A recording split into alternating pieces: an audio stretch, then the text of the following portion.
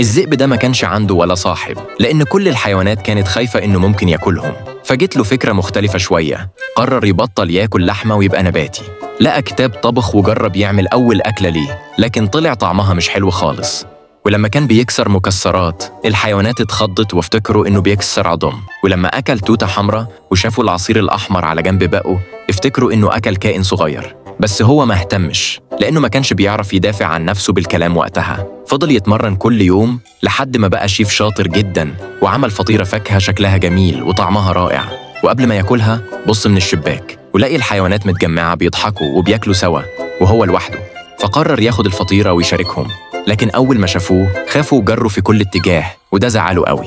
فجأة سنجابه صغيرة شجاعة قربت ومدت إيدها تاخد من الفطيرة. باقي الحيوانات وقفوا متفاجئين، وبعدها واحد ورا التاني قربوا منه واتجمعوا حواليه وبدأوا يدوقوا فطيرة الفاكهة اللي عملها.